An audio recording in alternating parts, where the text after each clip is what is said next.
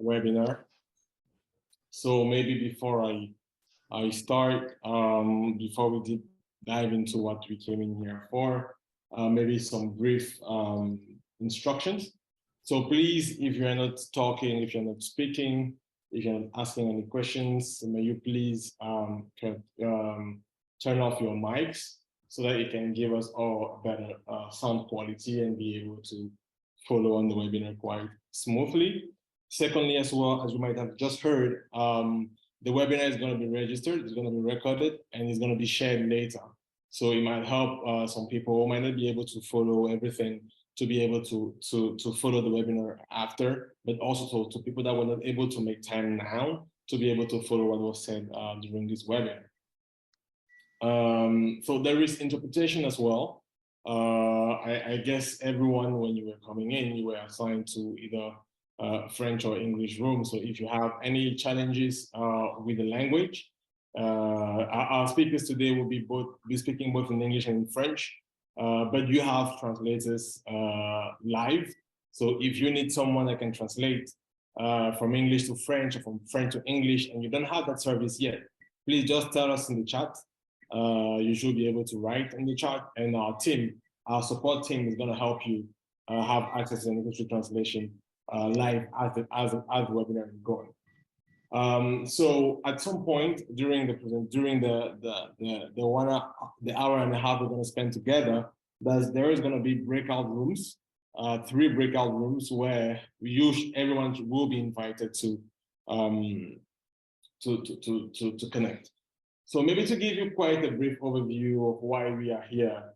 So we are here to discuss a report that was done in collaboration with the ICR facility that was presented quite later during the day, which is around supporting youth diaspora entrepreneurship in ACP countries. So the goal was to understand what is the impact and why should there be a support? What, first of all, is youth diaspora entrepreneurship for ACP countries, and why is there a need to support them, and what can be done to support youth diaspora entrepreneurship? So as you can see on the slide shown now, this is our agenda.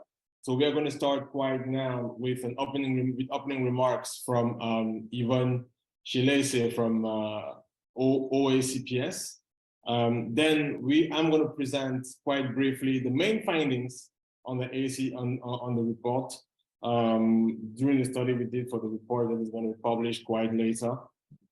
Then we're going to have a panel conversation with 3 people at 3 different stages on the diaspora entrepreneurship value chain. So we have someone into policy, Mr. Lloyd Wilkes. We have the head of the Diaspora Initiative, and we have a diaspora entrepreneur who's going to share his thoughts on diaspora entrepreneurship in the countries of origin.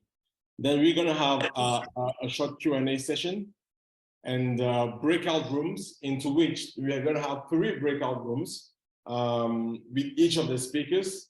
Mr. Lloyd is going to share on how to design suitable policies to foster diaspora entrepreneurship, having his experience from Jamaica. Then we have Madam Olivia Mukam, who's going to share tips on how to design relevant diaspora entrepreneurship programs with our experience with Mid Africa. And then Armand Kwasi is going to share his experience as a returnee diaspora entrepreneur and how he's supporting other diaspora entrepreneurs. So when we are going to have these breakout rooms, the first 2 speakers, so Mr. Lloyd and Ma'am Olivia, are going to be speaking in English. So those subgroups are going to be for English speakers. So, and the last one with the diaspora entrepreneur is going to be in French. So at that point, when we are going to break up into the breakout rooms, please choose when you have somewhere down on your Zoom page, you have session de discussion or breakout rooms where you can choose the language in which you want to follow the breakout conversation. Then after that, we're going to come back here for quick closing remarks and presenting the ICR facility, and then we're going to close in pathways. So thank you for this brief introduction. I'm going to give the floor to Yvonne from the OACPS. Please, Yvonne. Thank you very much. Thank you very much. And good afternoon and a warm welcome to you all. Apologies from our Assistant Secretary General, Mr. ACP Oliveira, who unfortunately cannot join the meeting today as he is on mission in Nigeria. I would like to start by thanking ICRA for organizing this webinar, which will focus on supporting youth diaspora entrepreneurship in ACP countries. As some of you may know, the ICRA facility supports all ACPS countries to create a conducive environment that enables businesses not just to survive, but to thrive. And it also promotes the issue of economic empowerment for women. You also may note that for us, ICRA is just one of the facilities, many facilities that we are actually. Yeah, what's up? Can I continue? Yes, please. And if for all the others, if you're not speaking, please can you? Yeah, no problem. Yeah, they need to mute themselves. Mali, can you please help muting mics, please? Yes, I am on it. Okay, all right. So I was just saying that as some of you may be aware, the ICRA facility supports ACPS countries to create a conducive environment that enables businesses not just to survive, but also thrive. And it also looks at the promotion of economic empowerment for women. I also wanted to mention to you that ICRA facility is just one of the many programs that we are implementing as ACPS jointly with the EU under what we call the Joint Private Sector Development Cooperation Framework, which was established in 2014.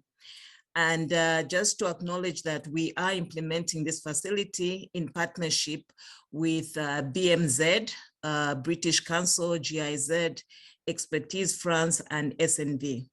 Now, if you allow me, I just wanted to spend a few minutes to just speak briefly about the ACPS, who we are and what we do. Basically, the ACPS is a group of 79 member states, 16 from the Caribbean, 48 from Africa, and 15 from the Pacific. We were founded by what we call the Georgetown Agreement in 1975, which was revised in 2020. Our objective is basically to promote the sustainable development of ACPS member states and support them in their gradual integration into the global economy. As I am in charge of value chains and commodities, I couldn't avoid by mentioning that 70% of our member states are actually commodity dependent. So you can just imagine how important it is for us to promote value addition.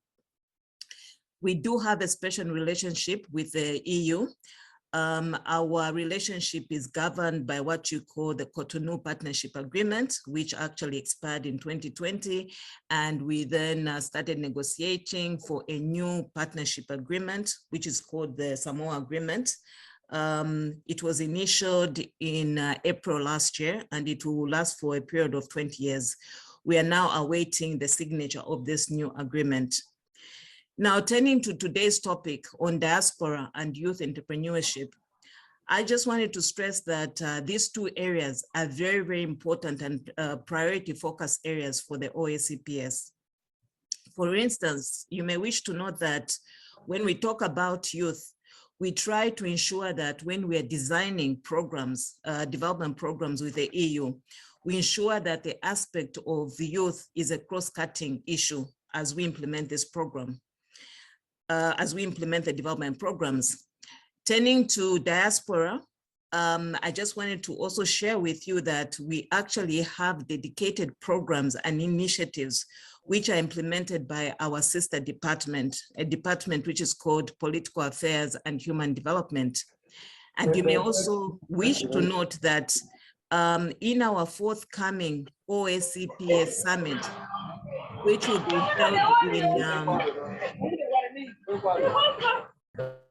be held in Luanda, Angola, that will run from the 6th to the 10th of December. we will host a diaspora forum. This will be held on the 7th of December. So I'm really excited and delighted that we are having this conversation today, which I believe from reading from the background information that it will facilitate exchange of knowledge, lessons learned, and good practices. And I think as the moderator indicated, I understand that the outcome of our discussions today will complement and be an input into the report which is being prepared by ICR on supporting youth diaspora entrepreneurship in ACP countries. So I definitely look forward to the publication of this report. In conclusion, I just wanted to take this opportunity to thank the organizers for the good collaboration in the preparation of the workshop. I also want to thank in advance the speakers for our session, for making themselves available and for their contribution to the workshop. The interpreters who will ensure that we actually understand each other.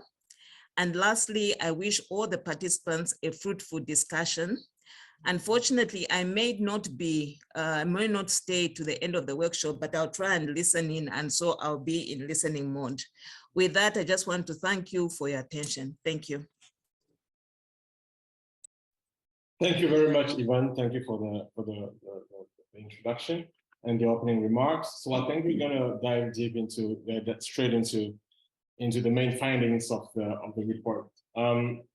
So maybe to start, it was important for us to understand what were the motivations of diaspora from ACP countries when they want to engage in entrepreneurship in their countries of origin. So the main factors we found was the main motivation was an economic one. So being able to, first and foremost, being able to create a new stream of revenue for them, but also being able to take advantage of maybe bigger or more accessible business and economic opportunities in their hometown, in their countries of origin or their home country. So also, most of them are looking at as engaging into entrepreneurship in their countries of origin as a way for them to prepare their return home or preparing their retirement in their home country. So this was something that was very important now, and that came out quite often when we were talking with diaspora entrepreneurs or other stakeholders. So what you might need to know as well before I even dive into the results is we talked with many actors, many stakeholders in this ecosystem. So we talked to policymakers, we talked to head of initiatives regarding diaspora entrepreneurship, we talked to diaspora entrepreneurs as well, for us to be able to better understand what we are talking about and what is really happening in this space. So maybe maybe before I move forward, it's important to note the main sectors and the main industries in which these diaspora entrepreneurs engage when they want to launch ventures in their countries of origin. So we have all the common industries in which we see people venturing in. So we have agriculture, real estate, ICT, services, financial services, arts, tourism, and they are just engaging in everything and in every industry that is being represented in the home country. So this is very important because it shows that the diaspora are looking at all possible avenues in which they can help create value in their countries of origin. They are sector agnostic, and they are just looking for where there are opportunities for them to be able to create value and create jobs in their home countries. Maybe the next slide. And sorry for the background noise. I think we have some people building next to us. When these diaspora entrepreneurs want to go back home and build their companies, they most of the times are being faced with three major obstacles. The first one will be financial barriers. So as we all know, one of the biggest challenge for entrepreneurship, especially in ACP countries, is access to funding. So the funding is quite complicated to have access to. Most of the times, there can be funding programs that are available, most especially from donors, but most of the time they are not well known by the entrepreneurs themselves, locally, but most especially from the diaspora. Secondly, The funding most of the times available in the home countries are quite expensive. So we have high interest rates for those fundings. If I take a personal example for me, when I came back to Kinshasa to launch a business into the solar renewable energy, I was being offered by a commercial bank a loan that was fully collateralized up to 120%. But despite that, I was offered 12.5% interest rate, which is just like insane when you look at what you can have when you are in Europe or elsewhere. So this is a real challenge for diaspora entrepreneurs. But also, most of the prerequisites being asked for diaspora entrepreneurs to have access to funding is it makes the whole journey quite complicated. So there is a need to address these financial barriers. Second one is also administrative barriers. So when diaspora come home to launch their businesses, most of the time they don't even know where to go to start their administrative procedures. There is no unique touch point where they can have all the information needed and where they can do all the paperwork for them to open the business, to register the business, or even open bank accounts. That can be like real burdens for them, especially given the fact that most of them, they come back home for holidays or for short periods of time, and they don't have the necessary time to sit and explore all the routes for them to register their businesses. So I think, so this was a significant pain point that was raised from the diaspora entrepreneurs.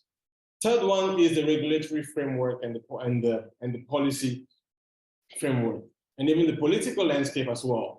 So when you go to some countries, especially in the ACP region, countries like Cameroon or DRC, you are unable to have access. There is no dual citizenship in those countries.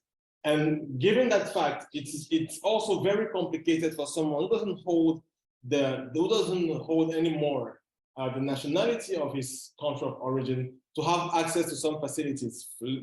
Let's talk about access to land, for example. It's impossible for them to have access to land. And you know how important it is to have like land rights when you're building, especially things around factories.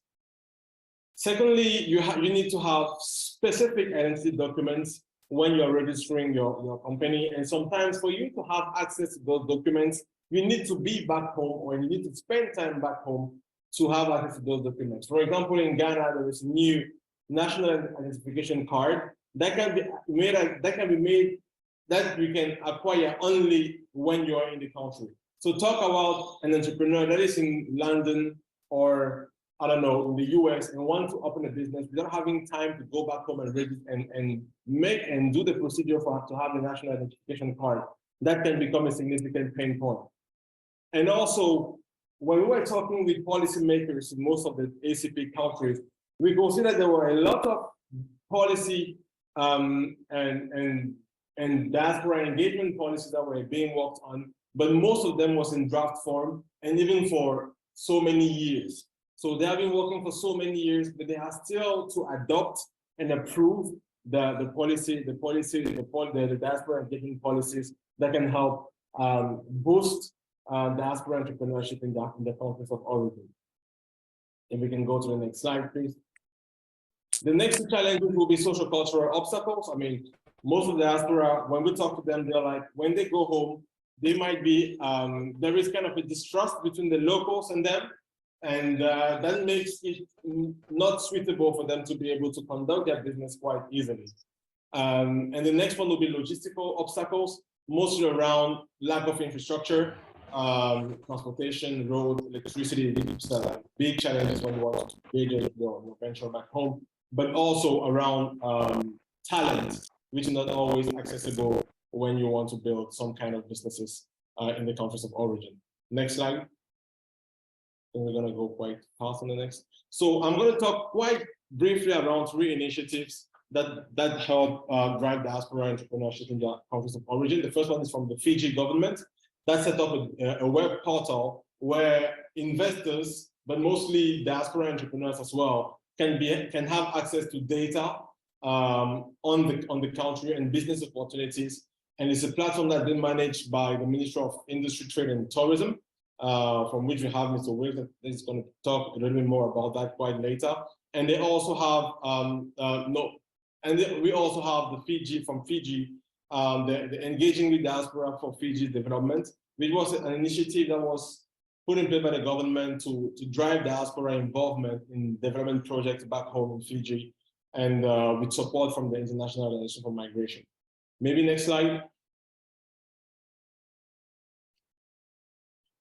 Diaspora in Ghana, they have a diaspora policy to engage, to have diaspora being engaged in the economic development of the country, and they did that, and they have some very specific ways to implement the diaspora policy, starting by mapping the skills from in the diaspora, in the Ghanaian diaspora, and updating the database of skills. And these skills are most of the times being called upon for short-term knowledge exchange programs in the country to develop skills transfer between the diaspora and the locals. But as well, they have a special unit in the Ghana Investment Promotion Center and the Office of the President that helps drive, that helps encourage diaspora investment back home.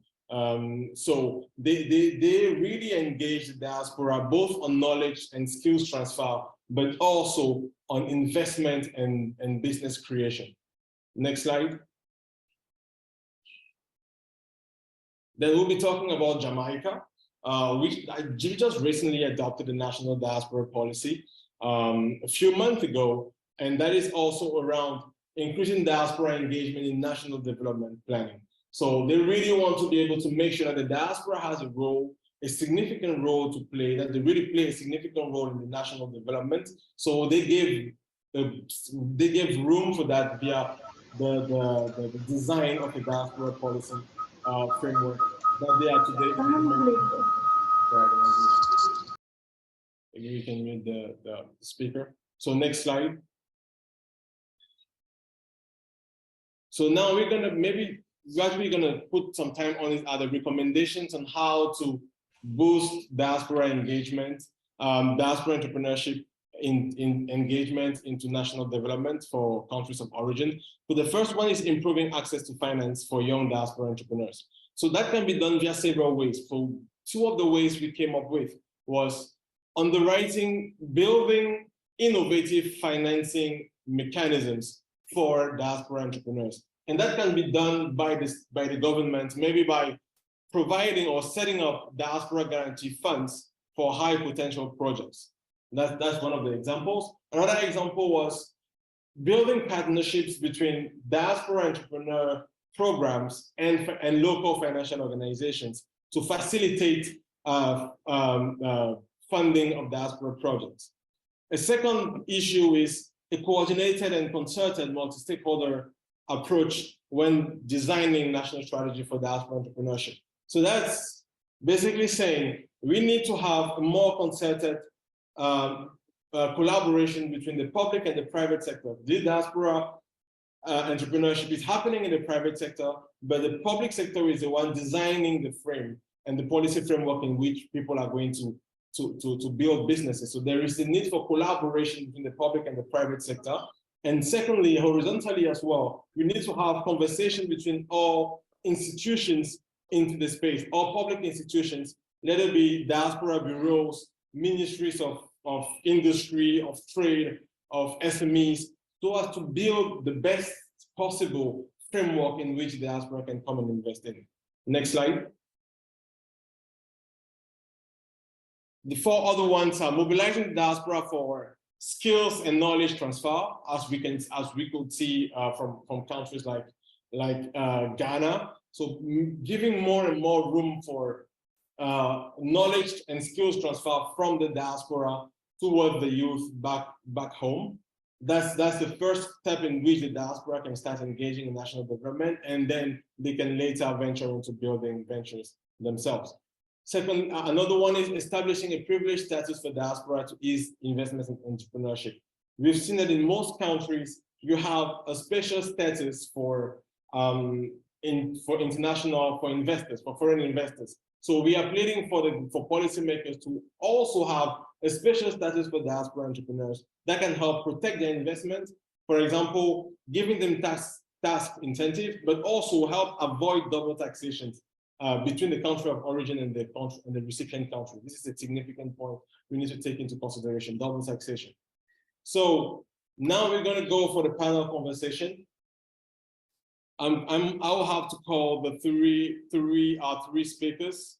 So Mr. Lloyd Wilkes from Jamaica, who is Director of Diaspora Affairs at the Ministry of Foreign Affairs and Foreign Trade.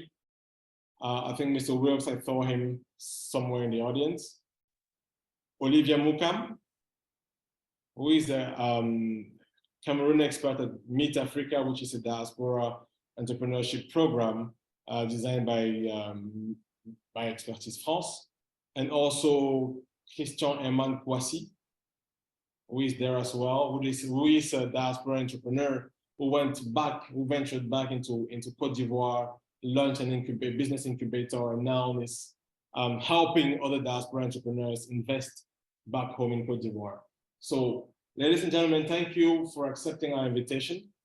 And thank you for the time you're giving us. And I think we're going to go deep, straight into the conversation we have today. So I will start with Mr. Wilkes. Maybe if you can present yourself quite quickly and give us maybe one or two thoughts you have. Your first thoughts regarding what has been presented today.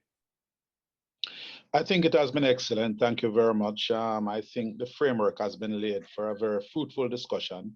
And let me thank you very much for inviting me to participate in what I think is going to be a very useful exchange and the sort of consultation that I think all of us will be able to take something from and pretty much add value to what we're already doing. My takeaway, and I suppose if I add it to what I've already heard, is to suggest that diaspora engagement must benefit from a solid foundation. In Jamaica, we have a saying, dance a yard before you dance abroad, which translated really means dance at home before you dance overseas. And to that extent, to explain that, it really means ensuring that your framework is set up in your home country to begin with, to support a diaspora engagement. By that I mean, our ministries, departments, agencies, private sector, civil society, the ordinary man must reach consensus that there is a need and desirability to have solid diaspora engagement. So in the case of Jamaica, what we did was, having determined amongst our academia, the universities, colleges, schools, etc., and amongst ministries, departments, and agencies and civil society, that there was an enduring need and desirability for diaspora engagement, we set forth to organize a conversation around that, to build consensus. And so we use our missions abroad, including honorary consuls, embassies, and consuls general, to invite the heads of organizations from our diaspora. This is inclusive of the older generation, all the way down to our descendants of Jamaicans. And so we define our diaspora to include second, third, and fourth generation Jamaicans, which is very important. It's critical to define who it is you're talking about, because we have found, and I'm sure the same is true elsewhere, that the younger generation, particularly those born abroad, have a different disposition, a different sense of engagement and sense of entitlement, sense of connection, affinity, etc., with the country of origin. So some is origin in terms of descent, others are origin because they were born in the country of origin, or the motherland, as we like to call it. So that in the case of Jamaica, again, we built consensus. We had a symposium way back in 2003 when we first developed the idea of engaging our diaspora in a formal way. In that conversation, everybody agreed, all parties agreed that there was a desirability and we should set up a structure to facilitate that sort of engagement. So we had the diaspora on the one hand, again, defined in the way I've described it, with the heads of organizations, individuals, business leaders, religious leaders, civil society, and so on. And of course, we have in Jamaica, the business interests in private sector, the ministries, departments, and agencies from government, academia from the universities. So having arrived at that consensus, we also recognize the need to develop frameworks to support it. And we set out by bringing together private sector in what was called the Jamaica Diaspora Foundation. We also set up another entity called the Jamaica Diaspora Institute. This was to conduct research and to develop programs, practical programs to further this engagement and advance the process. And of course, we also brought together civil society and determined that we would have a conference that brought everybody together to have one conversation around topics that would have been determined by all of us in a practical manner. We also determined that we would have conferences in the interregnum. So that's in between the official conference, which was the main point of discourse. So this interregnum conference would help to bring topics together and follow up on issues that would have been discussed in previous conferences. So that meant that we had a fluid sort of discourse, whether it surrounded social development, investments, or otherwise. We also conducted research to determine what were the key interest points of the first generation Jamaicans vis-a-vis others, second, third, fourth generation, and there were distinct differences. Some people who were born in Jamaica, for example, the majority of which were interested in retiring in Jamaica. They were interested in real estate. They were interested in savings, investment instruments. We found that second, third, fourth generation Jamaicans, those born abroad, for example, and the younger generations born in the home country, were more interested in what have you done for me lately? You know, are there instruments from which I can earn? I can get a return. So we found that entertainment was a key point of interest, investment, again in real estate and in financial instruments, in call centers, in innovative tools and innovative services.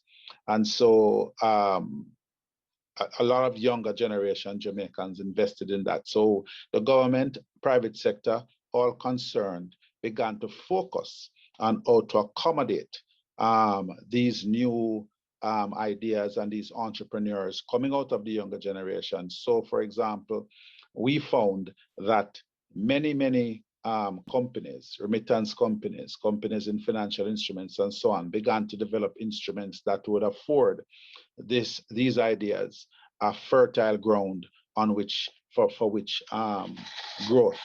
Now, we also recognized that these very varied and many interests need. Lloyd? Yes. Oh, maybe we will deep dive into that quite with the coming follow-up questions and also in the subgroups. Sure. Yeah, thank you. Maybe Olivia, thank you for the time and thank you for being with us today. Maybe can we have like just a first presentation of who you are, what you do at Meet Africa, but also as well, what are your first comments after seeing the presentation you have today? Very quickly. All right, hello everyone. I'm Olivia Mukamwanji. I'm the country representative, if you want to call it that way. I'm still trying to figure out the equivalent in English.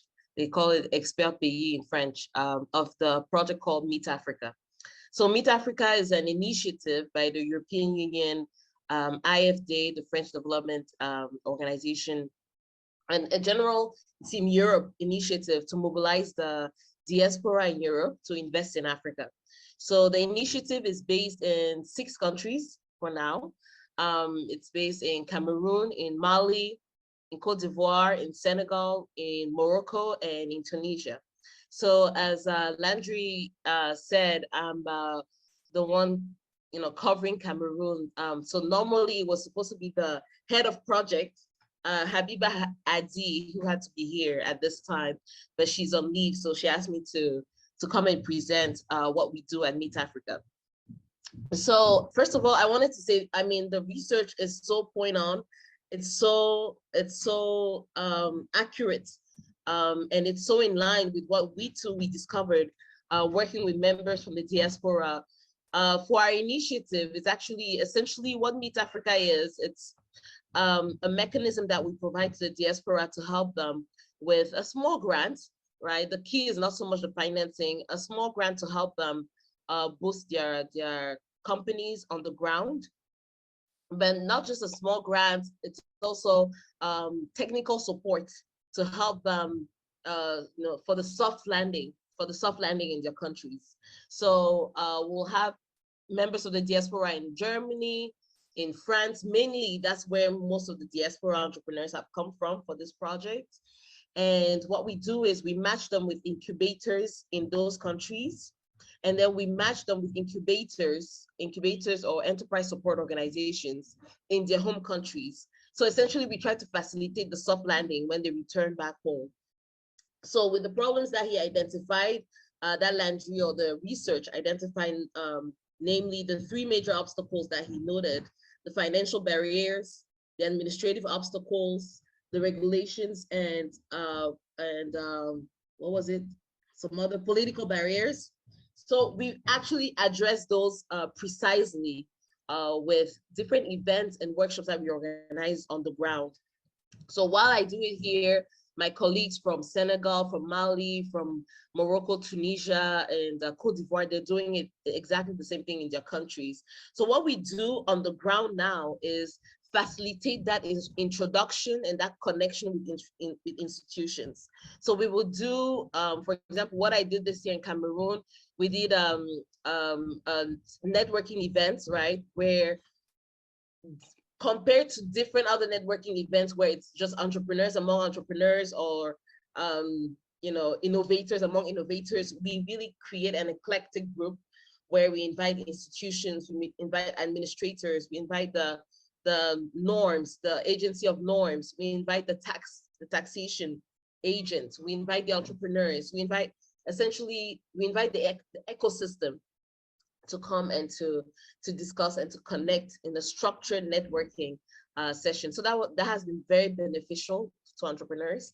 And another thing that we do is we're creating a map, for instance, a cartographie of the different services that are offered to the diaspora on the ground by government institutions, by private institutions too, and the different products that they have. And for example, next week, just one last example, next week I'm organizing here an event that will connect diaspora entrepreneurs to 40 town halls and city halls, so mayors, right, from all the 10 regions in Cameroon who will come together, and they are looking for transfer of knowledge and investment and new ideas.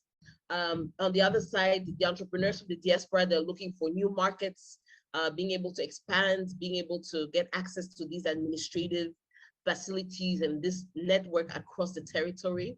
So these are the kind of things that we organize to facilitate that connection, to bridge that gap of the lack of financing, the administrative, you don't know where to start administratively, and also the regulations. Now the regulations are a little bit tougher to handle, but for now, what we're trying to do is what we can practically do on the ground to connect the diaspora and local institutions. So that's a summary of what we do. Of course, there's much more, but I know we're short on time. Thank you. Thank you, Olivia. We'll have room for that to go deeper into what you do and how you engage with diaspora. Je vais passer à Christian Herman Poissy, qui est entrepreneur ivoirien et qui, lui, est de la diaspora. Lui, il est rentré dans son pays d'origine et aujourd'hui, il aide d'autres entrepreneurs de la diaspora qui veulent rentrer au pays, qui veulent rentrer investir. Donc, je vais demander à Herman de se présenter rapidement et de nous dire, d'après les premières conclusions qui ont été partagées là, que j'ai présentées il y a quelques temps, est-ce que c'est cohérent avec ces observations que lui, il a pu faire depuis qu'il est rentré en Côte d'Ivoire? Herman? Tu as la parole. Merci beaucoup. Bonjour à tous. J'espère que vous m'entendez. C'est bon, vous m'entendez? On t'entend très bien, Herman. D'accord, ok. Donc, merci beaucoup, Landry, pour cet échange et puis surtout pour cette étude. Donc, moi, je suis Herman Kwasi. Donc, je suis, on va dire, entrepreneur ivoirien, donc issu de la diaspora française, de retour en Côte d'Ivoire. Et donc, j'ai monté avec deux autres amis, donc toujours franco-ivoiriens, aujourd'hui un incubateur qui s'appelle Incubivoire, qui accompagne des porteurs de projets locaux et aussi des porteurs de projets issus de la diaspora à entreprendre en Côte d'Ivoire et à développer leur activité. Donc, ça fait 6 ans maintenant, on va dire que Incubivoire existe. Et aujourd'hui, depuis 2020, en fait, on s'est spécialisé sur la chaîne de valeur agricole. Donc, on va dire qu'on est un incubateur agricole. Donc, voilà pour ce qui est de ma présentation. Et effectivement, je pense que dans l'étude que tu as eu à présenter, sur non seulement, on va dire, tout ce qui est politique d'accompagnement pour les personnes de la diaspora, tout ce qui est dispositif même d'accompagnement chez nous. Il faut savoir que oui, aujourd'hui, sur le continent africain, on prône réellement ce retour-là des membres de la diaspora. Moi, je vais parler, par exemple, de la Côte d'Ivoire. On va dire que on a commencé véritablement à avoir une politique en faveur de la diaspora ivoirienne à l'avènement du président Alassane Ouattara en 2011, lorsqu'il est arrivé au pouvoir. Il a voulu justement mettre la diaspora au cœur, je veux dire, du développement de la Côte d'Ivoire, parce qu'il y avait d'abord ce problème de reconstruction en vertu du pays après la crise post-électorale, et aussi il y avait cette volonté économique, parce qu'on le sait aujourd'hui, la diaspora compte, la diaspora africaine est considérée comme la 6e région africaine, et par rapport à celle-là, elle compte. Donc, véritablement, lorsqu'il est arrivé au pouvoir, on avait cette volonté politique, on avait cette envie-là de faire participer la diaspora à la création de richesses locales, aussi bien en termes de compétences, puisque la diaspora a acquis une compétence dans ces différents pays, on va dire, d'accueil, et aussi en termes de financement, donc de moyens, parce que la diaspora a aussi cette capacité d'avoir ces moyens-là.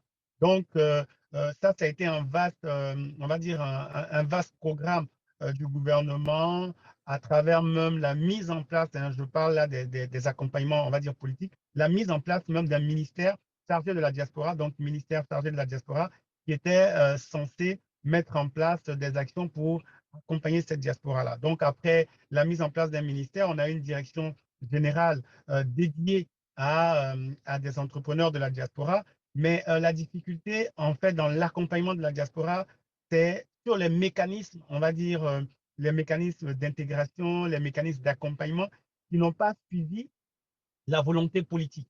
Donc, cette volonté politique-là, elle s'est mise en œuvre parce qu'il y a plein de personnes de la diaspora qui ont été recrutées dans l'administration publique, qui ont dirigé des entreprises privées, d'accord? Mais sur le volet entrepreneurial, l'appel est resté vain parce que le dispositif qu'on attendait véritablement pour accompagner la diaspora n'a pas fortement été mis en place.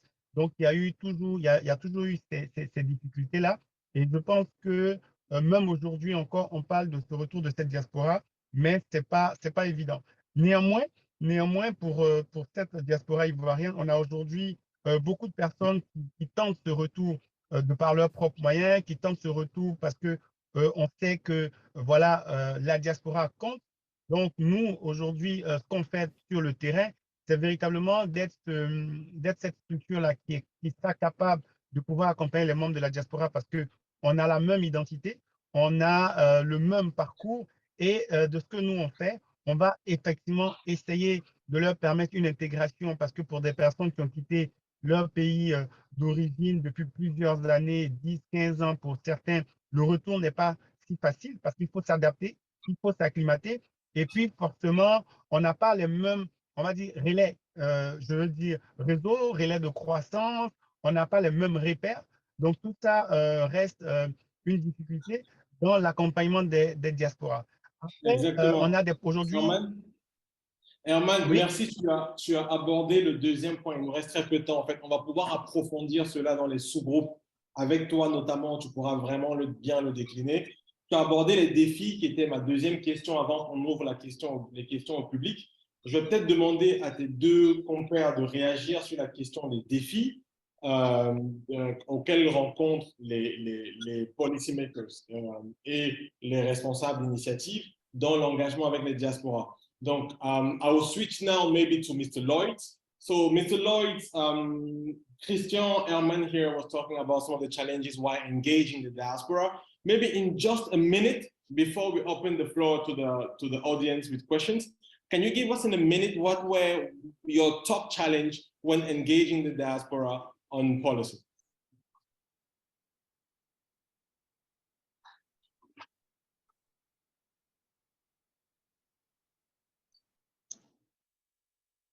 Mr. Lloyd? Yes, please. Is it me you're asking to tell me again? Oh yeah, so like I was saying, what were your most difficult challenge? I know Jamaica came up with a national diaspora policy framework quite a month ago. So I guess the diaspora was engaged while drafting that policy, while designing the policy. What was your main challenge in the minute? What was your main challenge while engaging the diaspora to design this policy framework? Well, first of all, the policy framework, the policy itself took 10 years to come to fruition. So that in itself indicates that it was challenging. There are many stakeholders. It was important to get all stakeholders to come to a consensus. And it is a bipartisan arrangement as well. So it is not just many stakeholders, but also bipartisan in terms of the political parties. So gaining consensus, developing a policy that served multiple interests and that would also be able to overcome the trust deficit. Those were the principal challenges in developing a policy that was designed to serve multiple stakeholders. Oh, thank you very much, Mr. Lloyd. Olivia, on your side, you as country rep for Meta Africa, what are your main challenges in while engaging with the diaspora today on diaspora entrepreneurship?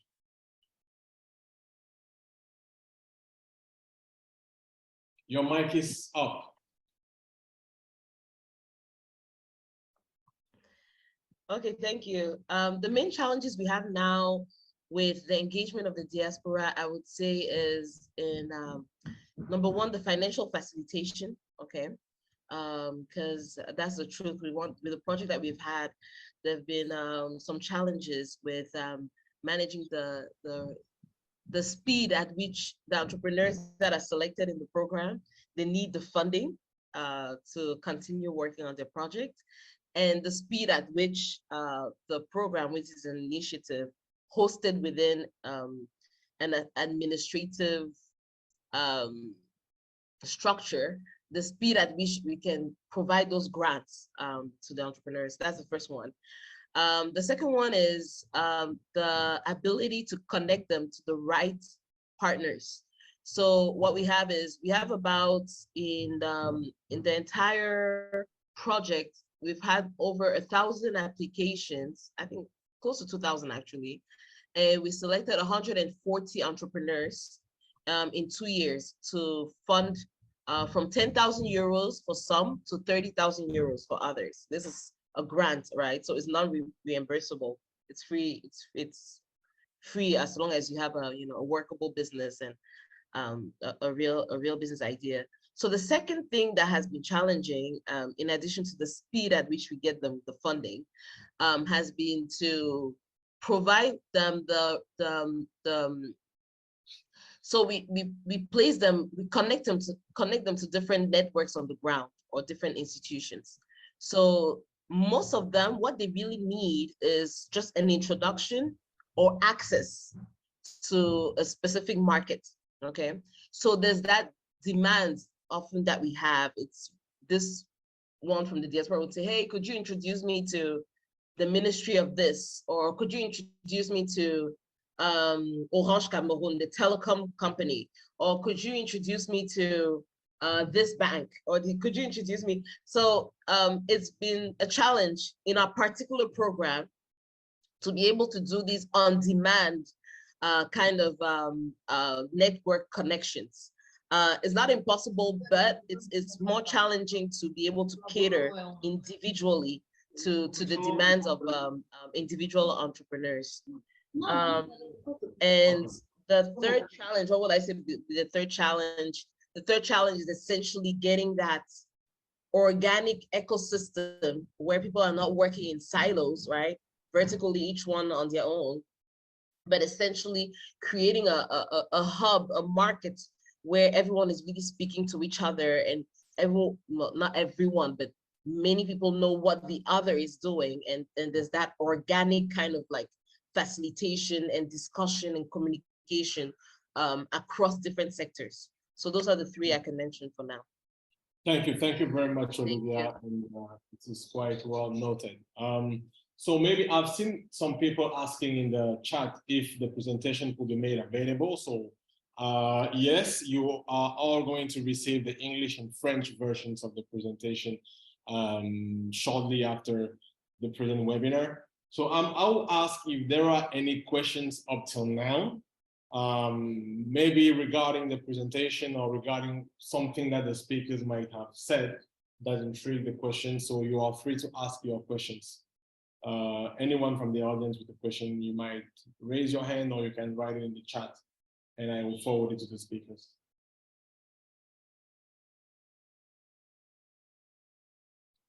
So I can see Sophie Higgins, hands up. Hi, everyone. Thank you so much. Can you hear me okay? Yeah.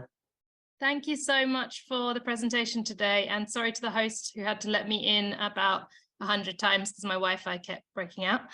But my question was, as I mentioned in the chat, I'm working with a Senegalese diasporic organization in London in the UK called Teranga UK. And we're looking to launch an online entrepreneurship course for young people that are in the diaspora, Senegalese in the diaspora here and elsewhere, and also in Senegal, doing a couple of cohorts before the Youth Olympics, which is taking place in Dakar in 2026. But I'm just wondering, I don't know anything about like the funding or support landscape. Has anyone got any suggestions of where we could look to like find out more about anyone that could support us or partner with us on this initiative? Because at the moment we're just a small social enterprise, a co-op social enterprise, and a charity working together. Thank you. Thank you very much, Sophie. I don't know if anyone in the audience has something to say about that. Maybe opportunities for collaboration, funding, or whatever that can help in the social enterprise. I think there is another question from Manvi. Are there any initiatives like Meet Africa and East Africa as well? Maybe Olivia, do you know of anything Meet Africa like happening in East Africa? I am not sure, but I will look into it and let you know, Landry. I haven't explored that before. Okay. But for Sophie, I know based on my collaborator colleague who is in Senegal, there's a lot of funding poured into Senegal right now for innovation, entrepreneurship, and diaspora. A lot. Now, I don't know all the sources. Perhaps I can connect you to the country rep there. But a lot of, they actually have a lot of funding there in Senegal in particular. So, just some research, maybe I'll send it to Landry or just connect you with the country rep of Senegal. Perhaps he could help with that. Like, Olivia, is it possible to have like your email address in the chat so that at least Sophie can get in touch with you and you can do the intro with the country rep in Senegal? Okay, let me do that. Oh, perfect. Thank you. Are there any other questions? Any hands up? You can see all hands.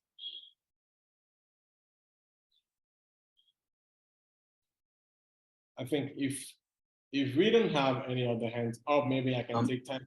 Sorry, Landry, I think Stephen Hand's hand is up. Oh, sure. Thank you. Hi, Landry. Hi, everyone. My question is for my colleague in Jamaica, Lloyd. I'm just interested in based on your expertise and your experience, how have you seen the alignment between different donors, by multilaterals and government ministries coalescing around youth diaspora as a policy agenda? Have you found that it's quite aligned and there's a lot of complementarity, or do you find that sort of the agenda for supporting diaspora and the agenda for supporting youth are quite disconnected?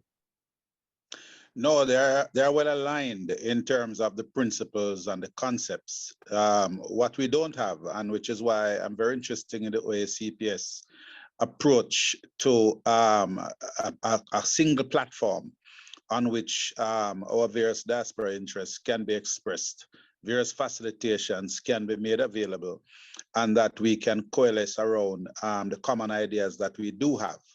The fact is, we are developing countries for the most part, and we face common challenges on the north side, where the greater portion of the resources may lie, certainly where our diaspora exists, and where they can fund various initiatives, participate in entrepreneurship, etc.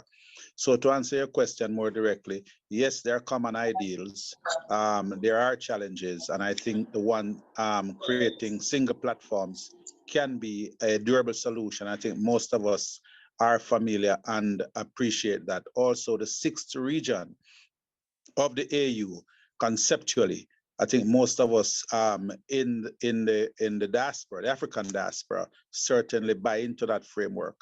And so there exist commonalities which we can explore. I hope that answers the question. Thank you, Lloyd, for your answer. I think what we can do now, if we don't have any questions, what we will do, we are going to split into 3 subgroups. So let me maybe take a little bit of time to explain how things are going to be done. So we are going to have 3 subgroups. Each group is going to be around each of the speakers. So we are going to have the first subgroup around Mr. Lloyd, which will be talking about designing suitable policies to foster diaspora entrepreneurship. So he's going to take time and explain a little bit deeper on how Jamaica went on to develop a proper and suitable policy framework to foster diaspora entrepreneurship. And there you can ask a lot of questions if you have any. The subgroup is going to be in English. The second subgroup is going to be around designing relevant diaspora entrepreneurship programs around Madam Olivia Mukam, who is going to share with us what are her insights. What insight did they have now after 3 editions of Meet Africa, of Call for Projects for with Meet Africa? What are the key insights they have now to help other people that are looking at designing relevant diaspora entrepreneurship programs? And it's going to help in English as well. So if you want to know more about diaspora programs, entrepreneurship programs, you can join Olivia's subgroup. And the third one will be around, ce sera un partage d'expérience d'un entrepreneur de la diaspora qui est rentré. Le troisième sous-groupe sera vraiment autour du partage d'expérience de quelqu'un qui était de la diaspora, qui est rentré, qui a vécu ce parcours entrepreneurial là quand on est de la diaspora, qui va expliquer quel a été son parcours et qu'est-ce que lui, il observe aujourd'hui de l'évolution de l'écosystème de l'entrepreneuriat, notamment en Côte d'Ivoire, et comment est-ce que c'est accompagné. Donc, ce sera autour de Herman Kwasi, ce sera en français. Donc, ce que je vais demander à chacun maintenant, c'est de regarder sur son écran en bas. Il y a, what I'll ask for everyone is to look on your screen down on the options. You have 4 small boxes joined to each other. Normally, you have discussion rooms or groups or salle de réunion, depending on whether you're in French or English. And I'll ask each and every one of us to just choose the subgroup in which they want to go to, and they can just go right away. And for those who will not choose, they're going to be sent automatically by my colleague in the technical side. Donc, que tout le monde choisisse le sous-groupe qui l'intéresse. Pour ceux qui veulent un sous-groupe en français sur le partage d'expérience, vous pouvez le choisir. Ceux qui veulent parler de programmes de diaspora, ils peuvent aller avec Olivia. Et ceux qui veulent parler de policy framework, politique publique pour favoriser l'entrepreneuriat de diaspora, peuvent aller avec Lloyd. Tout en haut, ce sera en anglais. Donc, merci à tous. Choisissez les groupes. Thank you, everyone. You can choose your groups. And we are coming back here in 20 minutes. Before we close, we can take like a few minutes to present the ICR facility. Malik, you have the floor. Yes, thank you very much, Landry. I'm really sorry if I had to interrupt nice discussions, but we had to do it. I'm really sorry for that. But yeah, I just wanted to give you a quick reminder about the project. But before that, I would like to thank everyone for joining today's webinar. So first of all, thank you to the OACPS for the welcoming remarks.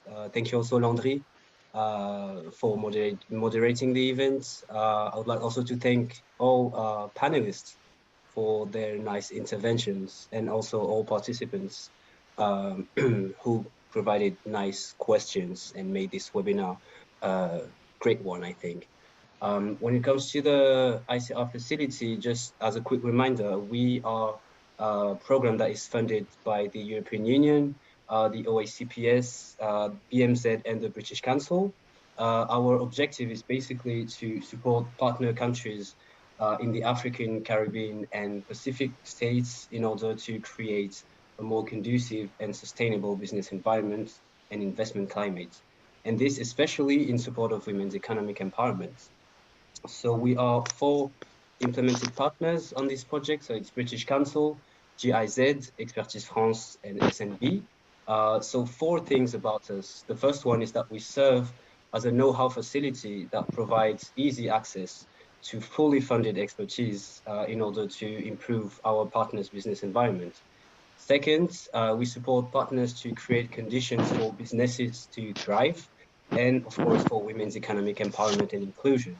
Thirdly, we truly believe that tailor-made economic reforms based on public-private dialogue can help create a bit better business environment. And lastly, we work with our partners to remove barriers and support an enabling environment for women's full participation in the economy. So on a more practical side, what could we actually do to support youth diaspora entrepreneurship with the ICR facility? So first of all, our eligible partners, so the people that are allowed to work with us are first of all, public partners, so ministries, public agencies, local authorities, but we can also work with the private sector. And by that, I mean organizations that represent the business sector or that represent employers or employees as well. We can also work with development finance institutions such as development banks, for example, or we can also support regional organizations. So to be concrete, I try to find things that we could do to support youth diaspora entrepreneurship. So for example, as you can see on the screen, we could support the drafting of diaspora engagement strategies or action plans. We could also try to work towards the establishment of institutions that support diaspora in order to improve the public-private dialogue. We could also work with you to strengthen your capacities to process, analyze, and interpret the data available in order to draft new diaspora-related policies. But we could also do some advocacy work for more convenient laws and regulations, or also for better financial access and financial support. Also, and I think that's what we've done today, we can try to facilitate peer-to-peer learning and exchanges on diaspora entrepreneurship via workshops or via creating a community of practice, for example. So yeah, I just wanted to give you a quick overview of what we could maybe do with you.